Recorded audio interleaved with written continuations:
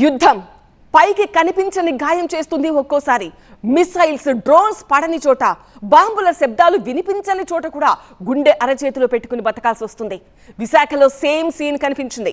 ఇరాన్లో యుద్ధం జరుగుతుంటే ఆ ఇంపాక్ట్ విశాఖలో ఉంటున్న ఇరానియన్ సిస్టర్స్ పై పడింది.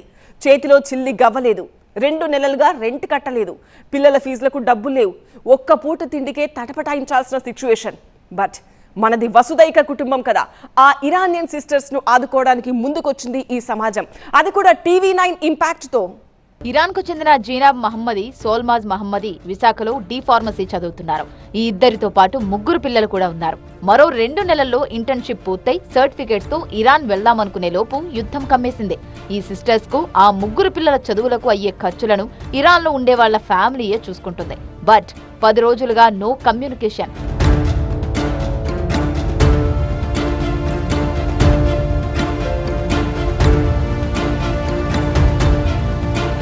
ఫిబ్రవరి 28న యుద్ధం మొదలైనప్పటి నుంచి ఇరాన్లోని వీరి కుటుంబం పరిస్థితి దయనీయంగా మారింది. సమయానికి డబ్బులు పంపలేకపోయారు. వారం 10 రోజులు అడ్జస్ట్ అవ్వచ్చు, కానీ 2వ నెల కూడా అడ్జస్ట్ అవ్వాలంటే కష్టమే కదా. No connection with my family. We don't know about them, and after 10 days, maybe 1 week they can call, but not regular.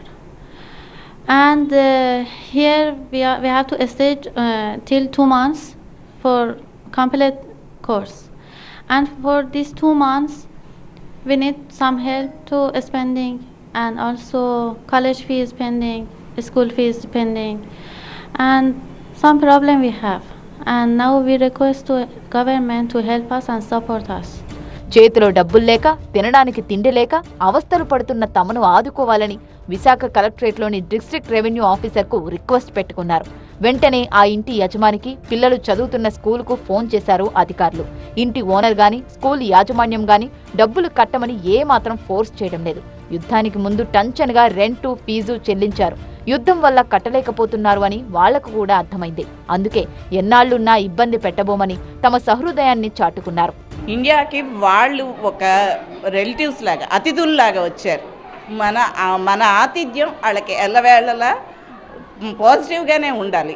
వాళ్ళకి ఎటువంటి నెగిటివ్ అది అన్నది క్రియేట్ చేయకుండా అందరూ సపోర్ట్ చేసేలాగా కోరుకుంటున్నాను.